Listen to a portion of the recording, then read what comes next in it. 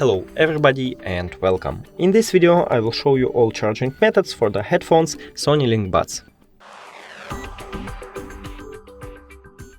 And the first method is to use a USB-C cable, so just connect it to USB-C port at the back. And we can see a LED light, so it means that it's charging. And the second one is to use your phone. All you need to have is just USB-C to USB-C cable, so just connect it to your phone, and the second one to your headphones. If your phone doesn't support USB-C, maybe you should have a Lightning to USB-C or even micro USB to USB-C. Also, I tested with a wireless charging station, it didn't support wireless charging. So that's it. Thank you for watching this video. If you found it helpful, please consider subscribing to the channel and leave the like on the video. It's really important to us. See you later!